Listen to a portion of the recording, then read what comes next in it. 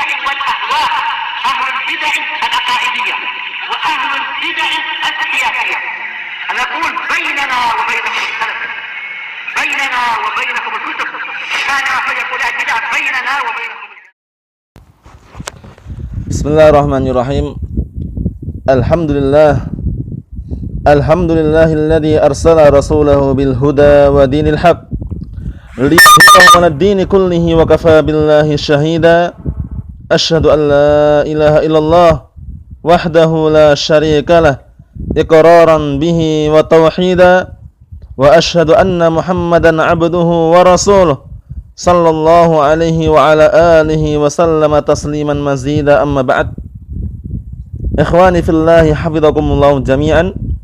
Kita lanjutkan pembahasan berikutnya mengenai dalil yang disampaikan oleh Al-Imam Al-Mujaddid Abu Abdullah Muhammad bin Abdul Wahhab An-Najdi At-Tamimi rahimahullah ta'ala. Namun sebelum kita lanjutkan, kita mengulangi sedikit berkaitan masalah dalil as-siyam, itu puasa. Qala Al-Imam Abu Abdullah Muhammad bin Abdul Wahhab rahimahullah ta'ala, wa dalilu siyami qauluhu ta'ala, dan dalil berkaitan masalah puasa adalah firman Allah Subhanahu wa ta'ala, ya ayyuhalladzina amanu kutiba alaikumus siyam kama kutiba alal ladzina min qablikum la'allakum tattaqun.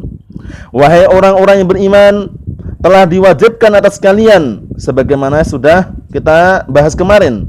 Nah, bahwasannya yang dimaksud dengan kutiba alaikum maknanya adalah furidha alaikum, ya, telah diwajibkan atas kalian.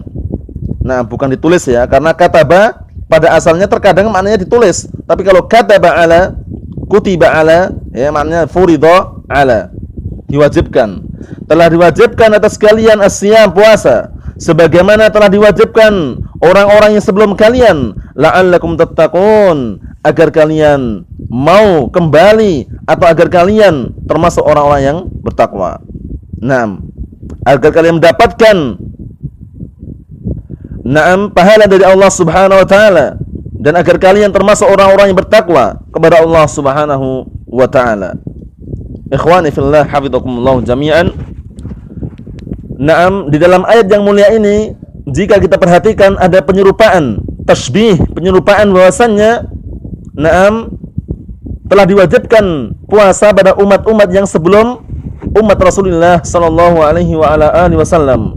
Namun apakah puasa yang diwajibkan pada umat-umat yang sebelum umat Rasulullah sallallahu alaihi wa ala alihi wasallam itu adalah puasa Ramadan, ataukah sekedar kewajiban yang sama-sama diwajibkan? Tentunya pendapat yang kuat adalah sama-sama diwajibkan. Cuman kewajiban puasa pada umat-umat yang sebelum umat Rasulullah sallallahu alaihi wa ala alihi wasallam bukan puasa Ramadan, tapi puasa yang lain. Nah, penamaannya bukan penamaan puasa Ramadan. Kenapa?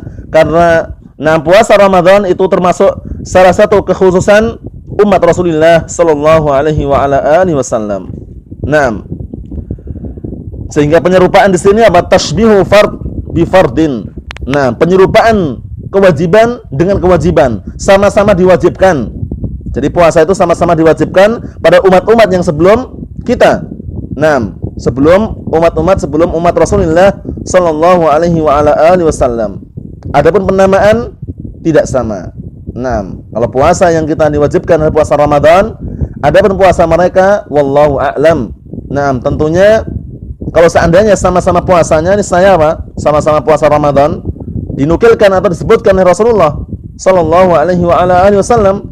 Namun Allah Subhanahu wa taala sendiri telah menyatakan bahwasanya sama-sama diwajibkan. Sama-sama diwajibkan dalam umat-umat yang sebelum Rasulullah, umat-umat sebelum umat Rasulullah sallallahu alaihi wa ala alihi wasallam. Kemudian as-siyam, puasa itu sendiri adalah pada asalnya secara bahasa adalah al-imsak, menahan diri. Kemudian secara istilah itu secara syara', makna secara syara' adalah apa? Al-imsaku 'anil muftirati ta'abbudan lillahi azza wa jalla min ba'd tulu'il fajr ila ghurub syams. Min ba'di tulu'il fajri ila ghurub syams. Jadi as-siyamu huwa al-imsaku 'anil muftirati ta'abbudan lillahi azza wa jal min ba'di tulu'il fajri ila ghurubis syams. Naam. Ikhwani fillah hafizakumullah jami'an, itu makna daripada as-siyam, yaitu al-imsak, menahan diri, anil muftirat, dari perkara-perkara yang membatalkan puasa, baik itu makan ataupun minum ataupun jima dan yang semisalnya. Naam, ta'abbudan lillahi azza wa jal, dalam rangka beribadah kepada Allah Subhanahu wa taala. Jadi ketika dia menahan diri itu karena dalam rangka menjalankan perintah atau dalam rangka beribadah kepada Allah Subhanahu wa taala. Mulai kapan? Mulai sejak munculnya fajar.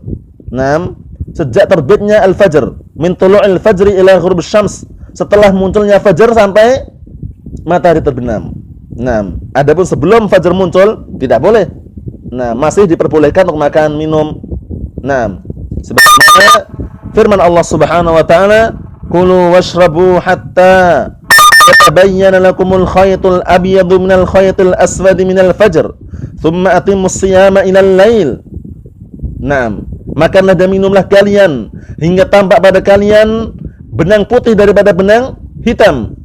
Nah, minal fajr, daripada al-fajr. Makna di sini adalah yaitu datangnya cahaya putih, yaitu cahaya al-fajr. Naam, cahaya subuh itu kemudian apa? Dari kegelapan malam. Semula malam gelap, tidak kelihatan. Kemudian muncullah cahaya putih. Nah, itu maksud daripada al-khaytul abyad. Minal khaytul aswad, itulah kegelapan malam. Naam. Tsumma atimus siyama ilal lail, kemudian sempurnakanlah puasa hingga malam, hingga matahari terbenam. Itu makna daripada as-siyam. Al-imsaku 'anil muftirati ta'abbudan lillahi azza wa jalla min tulu'il fajri ila ghurubis syams. Sejak matahari, atau sejak terbitnya al-fajr hingga matahari terbenam. Naam. Jadi makna daripada as-siyam adalah apa? Al-imsaku 'anil muftirat, itu menahan diri dari perkara-perkara yang membatalkan puasa.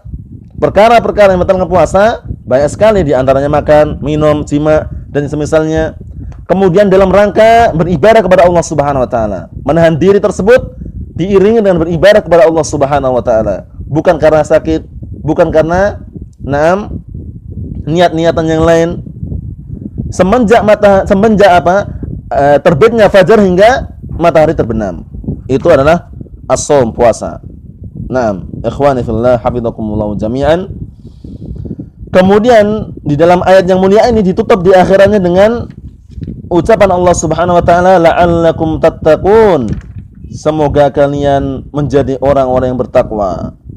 Fi'lul awamir wajtinabun nawahi, yaitu termasuk orang-orang yang mengerjakan perintah-perintah Allah Subhanahu wa taala dan menjauhi perkara-perkara yang Allah taala larang. Naam. Karena dengan adanya puasa ini, dengan kalian berpuasa mengharapkan wajah Allah Subhanahu wa taala, itu sebagai wiqayah, sebagai tameng, sebagai penghalang untuk kalian daripada azab Allah Subhanahu wa taala. Sebagai tameng atau sebagai penghalang kalian dari azab Allah Subhanahu wa taala. Naam. Ini termasuk salah satu keutamaan puasa. Kemudian berikutnya, naam, wa dalilul haji qaulu ta'ala, dalil berkaitan masalah haji adalah firman Allah Subhanahu wa taala, walillahi 'alan nasi hajjul baiti man istata'a ilaihi sabila wa man kafara fa innallaha ghaniyyun 'anil 'alamin.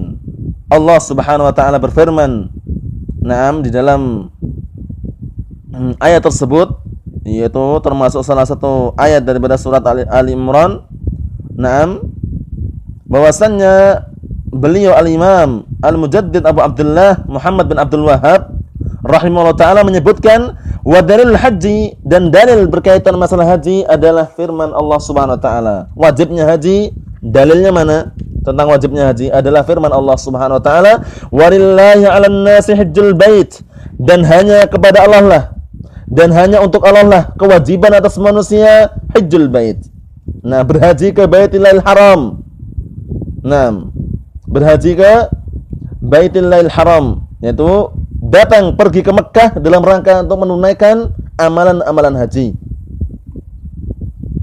Namun bagi siapa? Man istata'a ilaihi sabila, bagi siapa yang mampu untuk menempuh perjalanan Nah, maksudnya menempuh perjalanan untuk haji.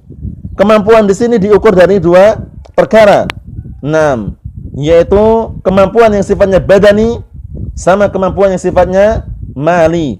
Nah, jadi dia mampu dari sisi badannya, tenaganya, kekuatannya, kesehatannya, kemudian juga mampu dari sisi hartanya. Cukup. Bukan harta curian, naudzubillah, atau bukan dalam keadaan hartanya pas-pasan kemudian menjual semua hartanya, sehingga tidak ada lagi harta untuk dia. Tidak, memang benar-benar dia tercukupi. Nah, cukup untuk berangkat haji sekaligus untuk menghidupi keluarganya masih ada. Seperti itu. Namun barang siapa yang mampu untuk berhaji, mampu badannya, mampu hartanya, kemudian tidak mau berangkat haji, wa man kafara fa innallaha ghaniyyun 'anil 'alamin. Wa man kafara fa innallaha ghaniyyun 'anil 'alamin. Dan barang siapa yang kufur, dalam artian dia tidak mau haji padahal mampu badannya, mampu hartanya, maka sesungguhnya Allah Ta'ala itu adalah zat yang ghani, zat yang tidak butuh terhadap alam semesta ini. Kenapa? Karena Allah Subhanahu wa Ta'ala yang telah mengatur alam semesta, bahkan yang menciptakan alam semesta. Bagaimana Allah Ta'ala butuh pada mereka? Justru mereka butuh pada Allah Subhanahu wa Ta'ala semuanya, dengan perlindungan dan juga pengaturan Allah Subhanahu wa Ta'ala. Jadi hukumnya orang yang meninggalkan haji dalam keadaan dia mampu, baik mampu badannya ataupun hartanya, ada dua rincian. Kalau dia meninggalkan karena meyakini atau mengingkari bahwasanya wajibnya haji itu tidak wajib. Siapa yang bilang wajib? Contohnya seperti itu. Mengingkari tentang wajibnya haji, maka bisa tingkatan kekufuran yang mengeluarkan dari badan millah, mengeluarkan dari agama, kufrun akbar. Kapan ini? Ketika dia meyakini atau mengingkari wajibnya haji. Yang meyakini bahwasanya haji itu tidak wajib, atau mengingkari bahwasanya wajibnya haji. Jadi haji itu tidak wajib. Diingkari sama dia. Maksud dia mengatakan haji itu tidak wajib dan semisalnya, atau meyakini bahwasanya haji itu tidak wajib.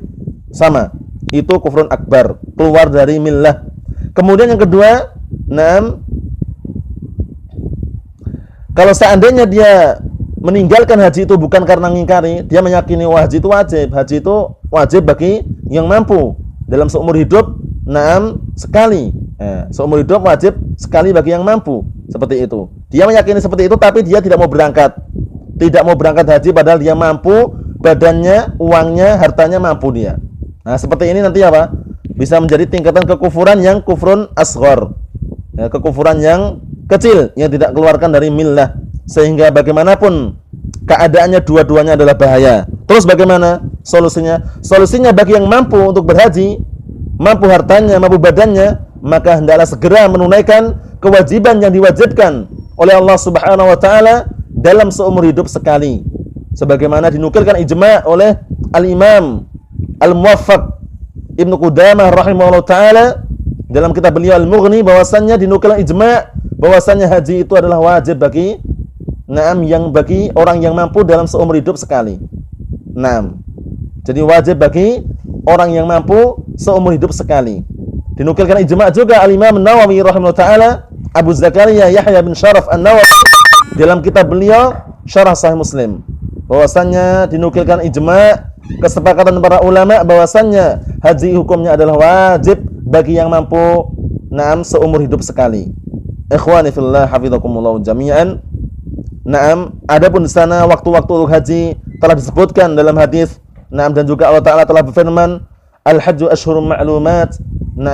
Bahwasannya haji itu memiliki bulan-bulan yang ditentukan, tidak sembarangan. Al-Hajju Ashhurun Ma'lumat, bahwasannya haji itu dilaksanakan pada bulan-bulan yang ditentukan. Dan ini pendapat yang kuatkan para ulama, bahwasannya 3 bulan tersebut adalah bulan Syawal, kemudian Dzulhijjah, kemudian Dzulqa'dah. 3 bulan itu adalah bulan-bulan untuk haji. Al-Hajju Ashhurun Ma'lumat, yang dimaknakan di situ adalah 3 bulan dari itu. Bulan Dzulhijjah dengan kesempurnaannya, kemudian bulan Dzulqa'dah, kemudian juga apa? Bulan Syawal.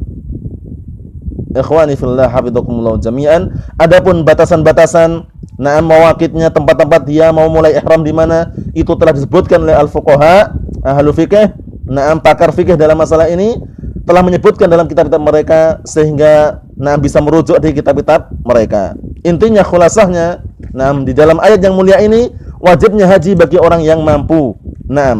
Adapun bagi yang tidak mampu, tidak ada kewajiban baginya. Kenapa? Karena Allah Ta'ala berfirman, fattaqullaha mastata'tum. Bertakwalah kalian kepada Allah Subhanahu wa taala semampu kalian. Kemudian juga berfirman, la yukallifullahu nafsan illa wus'aha. Tidaklah Allah Subhanahu wa taala membebani sebuah jiwa melainkan yang dia usahakan, melainkan yang dia mampu.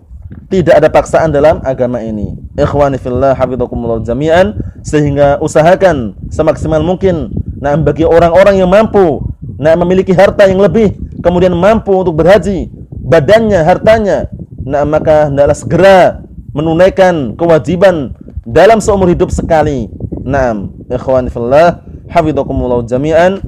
Cukup sekian dulu yang Anda sampaikan. Insyaallah kita lanjutkan pada pertemuan berikutnya biidznillah taala. Subhanakallahumma wa bihamdika asyhadu an la ilaha illa anta astaghfiruka wa atubu ilaik. Walhamdulillahirabbil alamin.